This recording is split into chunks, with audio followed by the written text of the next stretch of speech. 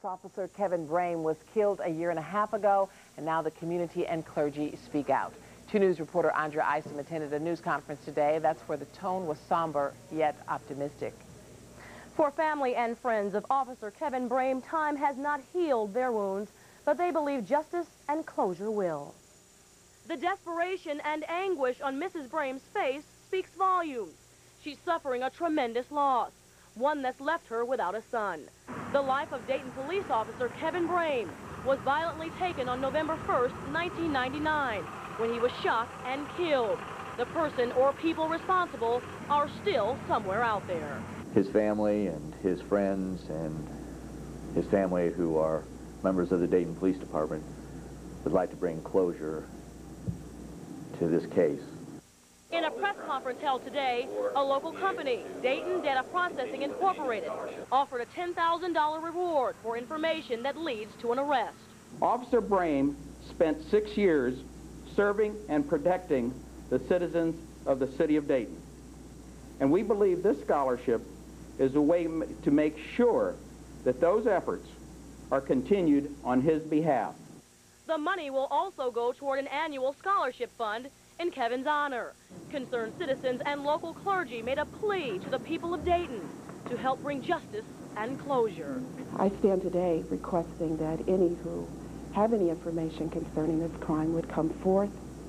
I celebrate the life of Officer Brame, and I celebrate what I know Dayton can do and will do for this community. If you have any information, call Dayton Police or call Crime Stoppers at 222-STOP. Marcia? Okay, thanks so much, Andrea. Police officer Kevin Brame. Officer Brame was shot to death while off duty November 1st, 1999. News Center 7's Karen Golden joins us live now from the safety building with more. Karen? Well, Ken, first I want to tell viewers they may want to get a pen and paper because I'm going to have some phone numbers and an address for them at the end of the story. But first, Ken, Kevin Brame would have been 33 years old this week. It was his birthday this week, and it was announced here at the safety building this morning that his unsolved murder is what prompted this Dayton company, Dayton Data Processing, to contribute $10,000 to the Officer Kevin Brame Memorial Fund. Now, with that contribution, the reward fund now is up to $24,000. Dayton police officer Kevin Brame was shot at close range outside his ex-wife's home on Cherry Drive November 1st, 1999. He had just dropped off his 2 children when he was shot.